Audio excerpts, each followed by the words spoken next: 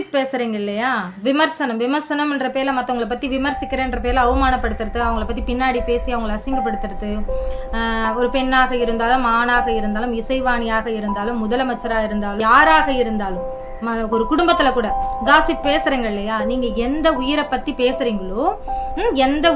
பேசுறீங்களோ அந்த உயிரோட உயிர் மூலத்துல இருந்துதான் தொடர்ச்சியா தான் வருது. எல்லா உயிரும் ஒன்றுதான் போது நீங்க காசிப் பேசுறீங்க இல்லையா, அதோட தாக்கம் நீங்க எந்த நபரை பத்தி பேசுறீங்களோ அதோட தாக்கம் அன்னைக்கே நடக்கலாம். அதை தாங்குற அளவுக்கு துணிவு இருக்கிறவங்களுக்கு அன்னைக்கே தண்டனை கிடைக்கலாம். இல்ல அதை தாங்குற அளவுக்கு துணிவு இல்லைன்னா கொஞ்ச நாள் அதை தாங்குற தெம்பு வந்தவனே தண்டனை கொடுக்கலாம், இறைவன் தண்டனை கொடுக்கலாம். அதனால யாரை பத்தியும் காசிப் பேசக்கூடாது. தமிழ்நாட்டுல என்னென்ன தவறுகள் நடக்குதுன்றதான் சுட்டி காட்டணும். இயற்கையோட புரிதலை மக்களுக்கு சொல்லி புரிய வைக்கணும். அதே சமயம் பெரியார் அவர்கள் பெண்களுக்கு ஆகச்சிறந்த சுதந்திரத்தையும் கொடுத்திருக்காரு. ஃபேன் ஷர்ட் போடணும்ன்ற சுதந்திரத்தையும் கொடுத்திருக்காரு. பிடிக்கலன்னா போடாம இருக்கலாம்ன்ற சுதந்திரத்தையும் கொடுத்திருக்காரு பெரியார் அவர்கள்.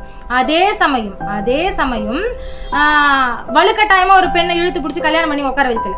அதையும் காது கொடுத்து கேட்கணும். வலுக்கட்டாயமா ஒரு பெண்ணை இழுத்து பிடிச்சி அவர் கல்யாணம் பண்ணி வாழல. விருப்பப்பட்டு வந்த பெண்ணை ஏற்றுக்கொண்டு சந்தோஷமா வாழ்ந்தார்.